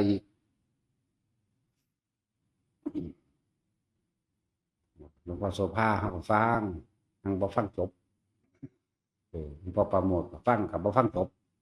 ก็ฟังได้ล่ะฟังจุกหลวงพ่อเยื่อนก็ฟังทางบ่ฟังจบตาที่จบเลยมีหลวงตามีหลวงพ่อพุทธทาสหลวงพ่อประโมทบ่แม่นปอประยุทธ์โตเขาเจ้ากว้างเขาเจ้าให้เนยยะพวกนี้เขาเจ้าบ่สรุปเด้อสิบอกเขาเจ้าสิบ่สรุปสิบ่ยืนยันบ่ตัดสินอีหยังฟังแล้วเฮาสิน้อมจุดใดจุดหนึ่งก็มาหาตนใดถ้าสิแนะนำให้ฟังก็ดีเขาเจ้าบ่สรุปแต่เป็นอันที่เป็นกลางๆแล้วแต่เฮาสิจับจุดใดอาจารย์คึกฤทธิ์มื้อนี้ก็ฟังทางบ่ฟังจบเพราะว่าเฮาก็ท่องได้เบิดแล้วล่ะอันพุทธวจนะอันนั้นของเราเองตะกี้สมัยนั้น13เล่มแล้วก็ขายสุดละ700ปานนั้นว่าแจกฟรีนะพูนเฮาล่ะไปเอาอยู่พุ่นไปฮอดแล้วบ่แม่นเด้สั่นอ้าวหามึงตัวกูตัวนี้หั่นตัวแต่วันได้ไปแล้วก็ได้เอาตัวได้ซื้อตัวซื้อมา7ชุดไว้แต่แจกคนแต่สมัยแรกๆเพิ่นก็ดุเดือดอยู่ดอกแต่สมัยนี้ใครแน่อ่อนลงมาแล้วเฒ่าเพราะเฮาก็ฟังประจำอยู่แล้วไปฟังเสียงอ่านหุ่นของอันสันสนีนาคพงศ์แล้วก็ศาสตราจารย์ดรอิหยังละอ่านจังซั่นแหละเฮาฟังเสียงอ่านจะมากกว่าเฮาบ่ฟังดอกอธิบายว่าประสบการณ์เฮามีอยู่เข้าป่าเข้าดงมาอธิบายมาโลดจังซั่นแต่ฟังเอาขอความตรงฟังโดยดีก็เกิดปัญญาคือว่าเกิดความเห็นตามความเป็นจริงเกิดความรอบรู้ถ้าเฮาฟังเฮาบ่ได้ฟังบ่ตำหนิดอกตะกี้ก็ตำหนิอยู่เราสิมักว่าผู้นั้นผู้นี้มักว่าแต่เจตนาคือหวังดีนั่นเองเจตนาจะให้คนได้ของจริงเฮาเข้าใจเจตนาถึงบางที่ก็เกิดความสงสารคนแล้วก็ด่าคนเนาะแต่เฮาบ่ด่าดอกคือแต่ว่าโอ้ยอันนั้นอันนี้ซื่อๆเพราะว่าเราเป็นคนที่มีเจตนาดีเด้จะให้คนได้ของจริงจะให้คนเลิกออกเสียจากพวกเดรัจฉานวิชาออกจากไสยศาสตร์พวกนี่เป็นของพวกคนปัญญาอ่อนหลายๆคนหลายจังเดี๋ยวนี้ก็ยังหาอันไปเอาพระมาเสกนั่นเสกนี่รุ่นเศรษฐีหรือมหาเศรษฐีล้วนรวยไม่เลิกรุ่นก็รวยบ่เลิกแล้วถ้าไปซื้อให้เขาก็รวยบ่เลิกแล้วเขาขายเนาะนั่นแหละก็ได้อันอาจารย์คึกฤทธิ์นั่นแหละเป็นผู้ขยายแล้วเป็นผู้กล้านะเป็นผู้กล้าความจริงแน่ว่าถือเข้ากับว่าถือเด้ว่าเรากล้าเป็นผู้กล้าว่าเป็นผู้กล้าต้านหรือปฏิเสธสิ่งเหล่านั้นบ่ได้เกรงใจนะมันก็เสียแต่ว่าหลวงปู่หลวงตาเท่านั้น เพราะเราก็เป็นรุ่นลูกรุ่นหลานแต่ว่าพวกนั้นเขาว่าบ่ได้เฮ็ดเดรัจฉานวิชาแต่ว่าพวกเฮ็ดน่ะสัตว์ก็โลดอันพวกเฮ็ดนั่นห่มผ้าเหลืองเรามาเฮ็ดน่ะสัตว์โลดเออเฮาก็ว่าตามถูกตามควรตามถูกตามผิดก็ว่าอยู่ดอกหังบ่ตัดสินดอกคำว่าตัดสินเนี่ยคือว่าแล้วแต่ไผเว้าให้ฟังเออเว้าให้ฟังหาเงินไปซื้อเอาหลายๆมากองไผใส่หลังรถดำไว้ที่เบิ่งดูมันสิรวยไม่เลิกอยู่บ่บุญได้ก็ดีนั่นแหละอย่าไปหวังพึ่งสิ่งอื่นเด้อให้พึ่งตัวเองนี่แหละให้เห็นตามความเป็นจริงโดยประสบการณ์จริงแห่งตนนี่ตั้งหากที่ว่าถ้าได้ทำจริงแต่คำว่าพึ่งตนเนี่ยก็เห็นประสบการณ์จริงของตนเองที่เคยผ่านมาแล้วหลายคนเคยไปบูชาเอาอิหยังก็แล้วแต่ละที่ว่าศักดิ์สิทธิ์ที่ว่าวิเศษที่ว่าดลบันดาลให้ร่ำให้รวยถูกหวยให้แบบนั้นแบบนี้ความเป็นจริงแต่มันได้อยู่บ่นี่ไปขอจากนั่นจากนี่เจ้าแม่นั่นเจ้าแม่นี่จังซี่นะจังซั่นคือเขาเอาเรื่องเจ้าแม่คนอิมนั่นแหละมันเป็นหนังคือหนังอันพระถังนั่นแหละพระถังเล่าไปกลับมา2 คน2 โตหนึ่งมันว่ามีได้แห่งเกียร์โป้ยไก่สัวเก๋งแห่งเกียร์โป้ยไก่เจ้าแม่กวนอิมมื้อนี่บ่มีจังซั่นแหละเขาแต่งเป็นหนังต้นหลิวนี่มีอยู่เพราะว่าอันแปลว่าไผ่ต้นไผ่ใบไผ่จังซั่นบ่มีเด้ออันตอนนั้นเขาเฮ็ดเป็นหนังเขาก็เฮ็ดแนวบันเทิงขายคนเนาะขายโฆษณาเนาะแบบนั้นมีข้อที่ว่าเพิ่นเป็นผู้ชี้แจงความจริงนำที่เว้าออกมานี่ก็ดีพวกสักลิงสักลายนี่ซั่นพวกเป็นครูอาจารย์ทั้งหลายมันก็ตายไปก่อนเบิดแล้วเด้ยังมันรุ่นหลังๆนี่ยังมีเดี๋ยวมันก็ตายคือกันนั่นแหละมันบ่ได้ขังพุทธศาสนาว่ามันของขังบ่มีความขังแล้วก็บ่มีความศักดิ์สิทธิ์จะตามที่คนเข้าใจศักดิ์สิทธิ์ของคนเข้าใจแปลว่าดลบันดาลความสุขให้ความบ่เจ็บบ่ปวดบ่ป่วยความบ่ตายให้ความขังความหนังเหนียวให้ในความหมายของคือคนบ่ทันได้เข้าถึงคำสอนพระพุทธเจ้าของจริงอ่ะนะจังซั่นบ่ทันได้เข้าถึงความจริงยังแต่ความคิดพวกเจ้าแวกม่านความคิดความจำสิ่งแวดล้อมต่างๆที่เฮาเคยคุกคีมาออกให้มันเบิดแล้วมาเบิ่งความจริงเอาประสบการณ์ตัวเองล่ะถามตัวเองเลยกูไปทำบุญบางหันบางนี้ท่านบางหันนี่20 บาท30 บาท5 บาทขอตะพึดตะพื้อได้บ่ดอนี่เอาความจริงมาเบิ่งโอ้แต่มันได้เอาคิดว่าของขออย่างแน่นี่ขอซุมื้อนี่มันอยากขอไปทางรวยแม่นบ่ล่ะขอให้ถึกลอตเตอรี่เขาสิเอาไสมาให้ถ้ามันถูกก็คนผู้ใดก็ขอเป็นเนาะบัดนี้ซื้อเบิดทีบนี่นะมีตั้งแต่ผู้อยากได้แจ็คพอตกับรางวัลที่1 70 ล้านคนนี่ซื้ออยู่วาง50 ล้านคนสิเอาไสมาจ่ายเลยมันถูกทุกคนเนาะซั่นล่ะเว้ยบัดนี้ก็เบิ่งตามความจริงมันจริงมันจริงคือเพิ่นว่าเซาเลิกหมายถึงขอผู้ที่ซื้อก็ซื้อไปโลดแต่ว่าบ่ต้องขอดอกว่ามันสิได้มันได้ดอกคำว่าขอเนี่ยเฮาอยากเอาออกจากคำว่าศาสนาพุทธเฮาจะเอาความคิดของคนทั้งหลายออกว่ามาขอให้พระพุทธรูปพระเจดีย์พระต้นโพหรือหยังต่างๆที่เป็นเครื่องหมายสัญลักษณ์ของพระพุทธเจ้าเฮานี่ว่าศักดิ์สิทธิ์ด้วยกันดลบันดาลหยังบ่ได้ให้เข้าใจว่าดลบันดาลหยังบ่ได้เฮ็ดผู้ใดว่าสิเศร้าหายเจ็บหายปวดหายป่วยหายโรคหายพลาดบ่มีทางนี่เอาจากเอาตัวนี้ออกอยากเห็นความตามเป็นความเป็นจริงจังว่าเสียเวลาคำว่าเสียเวลาเนี่ยวันธรรมดาถ้าตกนรกลงไปแล้วแต่เป็นเปรตแล้วเดรัจฉานแล้วย่ำใดเวลาใดพวกเจ้าจะเกิดมาเป็นคนมาพ้อพุทธศาสนาบางยุคบางสมัยก็บ่มีพระพุทธเจ้าเกิดจังซั่นเด้ล่ะขนาดเกิดอยู่เดี๋ยวนี้เอาพวกคนปู่คนป่าบ่ได้รู้จักซ้ำเดี๋ยวนี้ก็เลยมันเป็นของอันนี้ถ้าบ่มีอุปนิสัยรวมกันนั่นแหละมันเกิดมาแล้วมาทำลายเจ้าของจำเด้มันเข้าว่าสิทำลายพระสงฆ์องค์นี้หรือทำลายพระพุทธเจ้าจังซี่ทำลายเจ้าของเด้นั่นมันทำลายผู้อื่นบ่ได้ดอกมันส่วนมากทำลายเจ้าของ เลยถูกพัดพากไปการกระทำอันเป็นกรรมดีก็ย่อมไหลร่วมสู่กรรมดีคนคือมีอุปนิสัยไปทางนี้มาหากันการกระทำอันเป็นธาตุเสียกรรมเลวพวกมีความคิดเห็นสมรู้ร่วมคิดด้วยกันร่วมกันเหมือนกันตรงกันก็ไหลก็ไปสู่หม่องมีสงครามหลายๆไปสู่ความแห่งแรงอดอยากแต่ว่ามีการขอร้องอยู่ตลอดเห็นปะคุณไปหาอยู่หม่องทะเลทรายหม่องอึดหม่องอยากนั่นแหละขอนั่นขอนี่ก็บ่ได้เห็นบ่ล่ะเพราะว่ามันมีความเสื่อว่าขอได้มันก็เลยถึกผัดไปจังซั่นนั่นแหละให้ทุกคนเลิกออกเสียให้มีเฉพาะพึ่งตนกับพึ่งธรรมเอาธรรมเป็นใหญ่เอาความจริงเป็นใหญ่ได้เฮาเคารพที่สุดก็คือเคารพธรรมนั่นแหละเลยว่าเอาธรรมเป็นใหญ่คำว่าเคารพแปลว่ายินดีกระทำตามยินดีกระทำตามด้วยความเคารพนับถือตามความเป็นจริงเด้บ่แม่นว่าแค่ว่าไปไหว้ประรบปกงกเด้เห็นว่าทุกอย่างเกิดแก่เจ็บตายนี่เด้เห็นว่าทุกสิ่งทุกอย่างเกิดขึ้นจากสิ่งตัวเองกระทำเด้นี่ต่างหากเด้เคารพตัวนี้เด้กระทำตามนี้กระทำตามจริงนี้บ่ได้เห็นว่ามีสิ่งศักดิ์สิทธิ์บ่ได้เห็นว่ากรรมผู้อื่นสั่งให้โดนบันดาลให้บ่มีทางเนี่ยมันขาดออกตั้งโดนตั้งนานนั่นแหละมันบ่เสื่อมันตะเก่าน่ะเรื่องอันจังซั่นอันเรื่องไสยศาสตร์ก็ไปทดสอบทดลองไป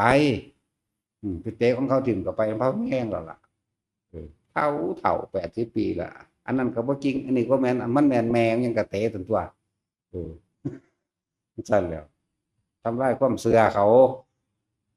ความเชื่อกับความจริงคนละอย่างเลยแต่จังว่าพวกเข้าบ่เบื่อบ่ได้บ่อันเกิดมาหรือไปหากินทุกอยากเอาเนาะอยู่ตลอดดิ้นรนขนขวายอยู่เนี่ยอยากรวยเนาะอยากมีคนงออยากมียศเป็นที่ล่ำลือแล้วก็อยากมีอำนาจนะสงสารล่ะนี่แหละคนมันปรารถนานี่เกิดพบได้สัตว์ใดยังสัตว์ยังสี่ให้ร่ำให้รวยขอเอาสวรรค์ขอเอาวิมานนั่นนี่ขอไปเกิดน้ำกันอีกขอไปเป็นเศรษฐีอีกมันบ่ตายบ่มันบ่ป่วยบ่มันบ่ปวดท้องปวดเหนียวบ่เนาะทุกข์เบิดได้ล่ะเดี๋ยวมันอีกก็ดีเนาะ เห็นตามความเป็นจริงซะบัดถ้าผู้ใดอยากพ้นก็แค่อยู่ในลมหายใจนี่บ่ได้อยู่ไกลเด้บัดอยู่นำเฮานั่นแต่เฮาเอาความคิดไปทางไมซื่อๆอยู่กับลมโลดมันตัดเอาเองดอกบ่ได้ไปละอิหยังกับมันดอกขออยู่กับลมเถอะลมมั่งความรู้สึกในกายมั่งหรือทำการทำงานก็อยู่ในปกติความคิดเฮาก็อยู่ในกองงานเฮาในมือนั้นในขณะนั้นเด้อยู่ในกองของงานในขณะนั้นมือนั้นบ่แม่นไปคิดถึงเมื่อวานหรือบุคคลผู้นั้นผู้นี้หรือเขาสิหรือคือเขาถามว่าเขาจะให้นัยยะหรือว่าขอเปรียบขอเทียบระหว่างศาสตร์หน้าครับอดีตศาสตร์มีจริงบ่มีจริงความจำของเฮาใน10 ปีที่แล้วมีบ่เด้อให้นัยยะเด้อมีสมมุติว่าเฮาสั่งผู้ใดผู้หนึ่งใน10 ปีที่แล้วนั่นแหละมันเหมือนกับอดีตชาติไปแล้วแต่ว่าล่ะบัดนี้มันหาสามารถให้ผลได้บ่ให้ผลได้ถ้าเจ้าคิดปุ๊บปัจจุบันเจ้านั่งเจ้าเลยบ่ฮู้จักปัจจุบันนี่ปัจจุบันมีชีวิตอยู่เดี๋ยวนี้แต่ว่าเจ้าบ่ฮู้จักปัจจุบันจะไปคิดเรื่องอดีตศาสตร์นั่นแหละกรรมในอดีตมันให้ผลให้แบบนั้นถ้าเจ้าบ่คิดขึ้นมามันสิให้ผลหยังกับเจ้าได้เจ้าสิสูญบ่โมโหบ่โกรธเกลียดบุคคลผู้นั้นผู้นี้บ่เจ้าสิต่อภพต่อชาติไปในชาติหน้าได้บ่อดีตกับอนาคตคือสิ่งเดียวกันนั่นแหละ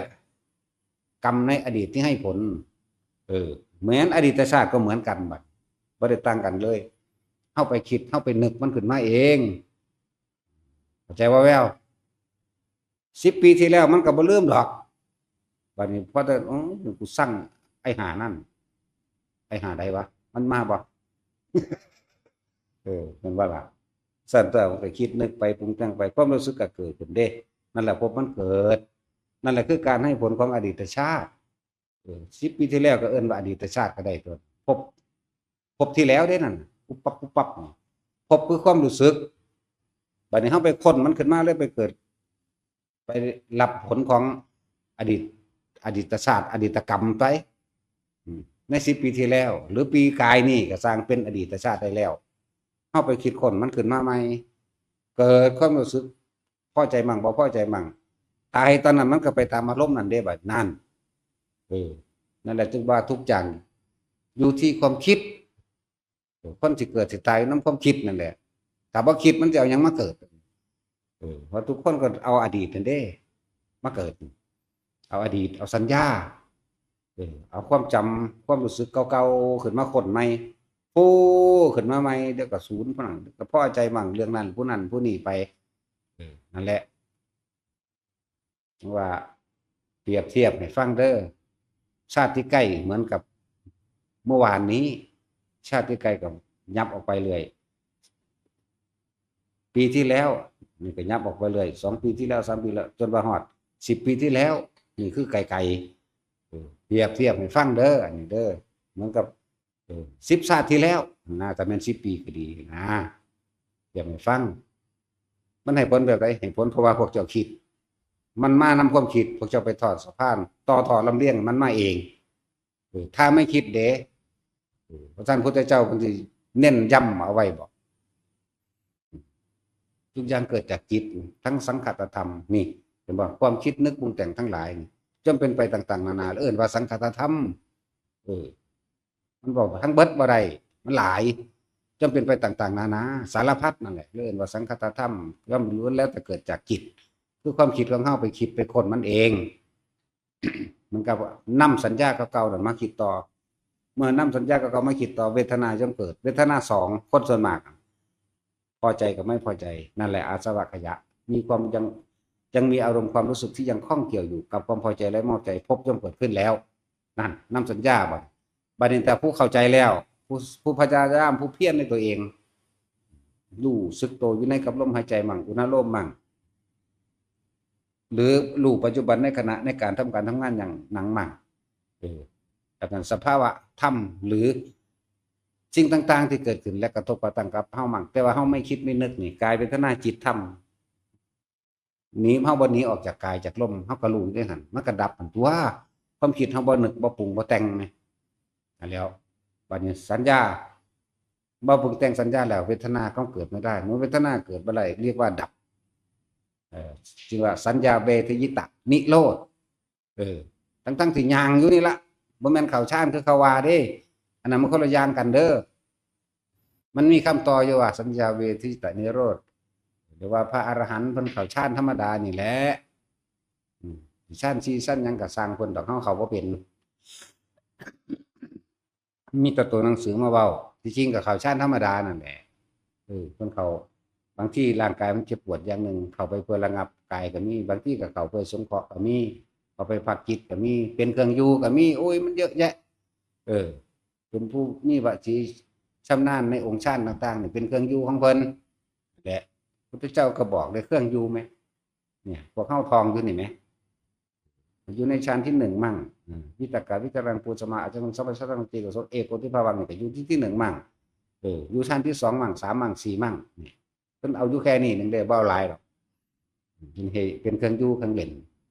คือเพิ่นถามนั่นผู้นั้นเป็นมีความชำนาญในฌานมั่งนี่มั่งโอ้ยเยอะแยะนี่จักว่ามีสิมาสรุปคนพวกที่เข้ามาความรู้ที่พวกเฮาเคยมีแล้วอย่าเอามาขวางเขาว่าขวางก็คือเอาความรู้จากความจำภายนอกจากพระไตรปิฎกก็ช่างจากครูบาอาจารย์จากสำนักก็ช่างเอามาตั้งใจฟังเบิ่งดูพิสูจน์ให้มันรู้เบิดทุกแขนงวิชาโลดนะหยังก็ดีบ่แม่นเอามาว่าโอ๊ยเว้าบ่ตรงกับองค์นี้ถ้ามีคำตอบอยู่แล้วมันจะมาถามเขาแหมจังซั่นแล้วมีคำตอบอยู่แล้วบางคนก็อวดภูมิรู้นะว่าเบิ่งดูสิตอบตรงกว่าคำว่าตรงบ่นี่หมายตรงกับกูยึดเด้จังซั่นเด้เลยบอกว่ามันมีคำตอบอยู่แล้วจะมาถามแต่เก่งแล้วแต่รู้แล้วก็จะมาถามแล้วก็จะมาถ้าบรรลุแล้วจะมานะพวกปล่อยว่างแล้วตอนนี้ฉันว่างเขาเดียวกับส่วนผัวส่วนเมียลูกโอ้ยหลานกันได้จะยากมีนะเนาะว่างหาแม่มึงบ่นั่นมึงยังหาหม่องเกิดตัวนึงหีแม่มึงมันก็เกิดในหีแม่มันนั่นแหละแม่นบ่ซั่นก็อีหลีนั่นแหละเขาก็ถึงว่าเฮาเว้าบ่ม่วนโอ้ยโกมันคาราบาวเนาะ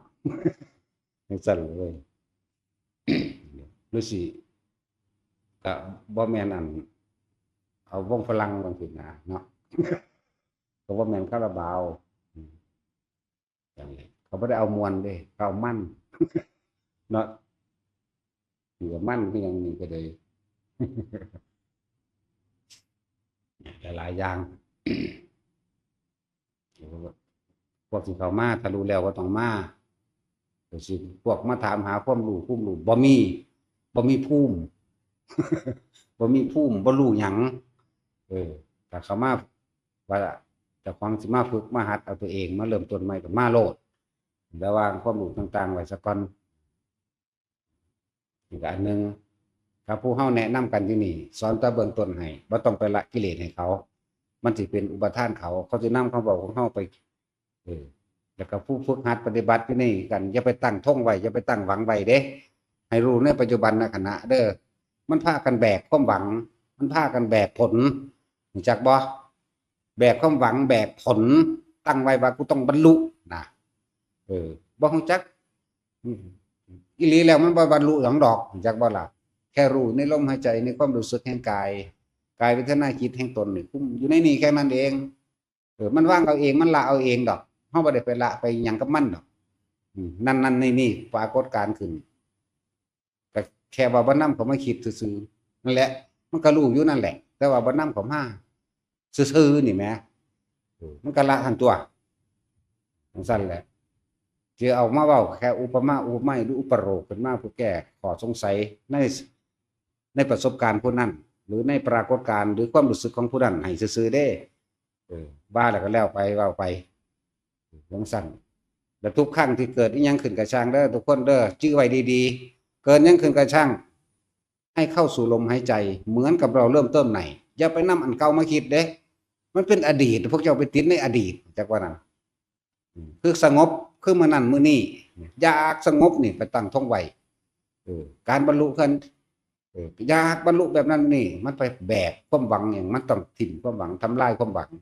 แต่ว่าให้รู้ในปัจจุบันคือลมเข้ามั่งความรู้สึกแห่งตนในกายเวทนาจิตแห่งตนนี่แหละสติกำกับจิตสติกำกับกายสติกำกับลมสติกำกับความรู้สึกในตัวของเองให้มันรู้อยู่ในนี่เท่านั้นหนึ่งเด้นั่นแหละเรียกว่าพวกเข้าอยู่ในนี่คือกันจะไปแบกความหวังเฮ็ดคือบ่ต้องมีหวังจากบ่นี่คือตามพระพุทธเจ้าเห็นการปฏิบัติธรรมเบิดที่พระศาสดานี่เข้าคำสอนหมู่สาวกทั้งหลายที่กระทำตามทั้งเบิดนี่ได้หยังไม่ได้อะไรเลยเข้าใจบ่ล่ะก็สิเอาไปหยังเอาไปเกิดใหม่เนาะก็บ่ต้องเอาตัวแต่ให้อยู่ในปัจจุบันเด้อเกิดหยังขึ้นก็ช่างตั้งลมหายใจไว้เป็นที่หนึ่งจะไปหาเหตุผลกับมันจะไปหาคำถามคำตอบหยังกับมันเถอะถ้าเจ้ายังมีคำถามก็จะไปเกิดเจ้ายังมีคำตอบก็จะไปเกิดมันต้องอยู่ในลมหายใจนั่นแหละเรียกว่าเกิดยังขึ้นกระซางกลับมาลมสะกอนคนย่านกันเพราะว่ามันคิดคือมันไปอยู่กับลมไปอยู่ในกายตัวเองคือเขาถามว่าเหตุทั้งสี่เราได้ยังมันไม่ได้ยังเลยเด้อที่ถามว่าได้อะไรนั่นไม่ได้อะไรเลยเด้ออยู่กับลมหายใจอยู่กับอุณหภูมินี่ได้ยังก็สิบอกให้ถ้าเจ้าออกจากลมหายใจเจ้าออกจากความรู้สึกอาการปิติหรืออุณหภูมิปุ๊บนี่เจ้าสิมีแต่คิดถึงคนนั้นคิดถึงคนนี้เจ้าสิมีแต่ความทุกข์ร้อนกังวลใจเจ้ามีแต่อยากไปหันอยากมาหนีนั่นแหละได้หยังสั่นก็ได้ความทุกข์นั่นแหละถ้าเฮาอยู่ในลมหายใจได้หยังได้ความบ่ทุกข์ได้ความบ่กังวลได้ความบ่เร่าร้อนเลื่อนว่าบ่ได้หยังเลยอยู่จังซี่แหละอยู่จนชินชำนาญตัวว่าให้ทุกคนเน้นเกิดยังขึ้นก็สร้างกลับมาล้มโลดจะไปหาคำตอบคำหยังมันรู้มาหลายอย่างแล้วล่ะยังเลยมันก็ระงับบ่ได้แหละเอาสมาทาน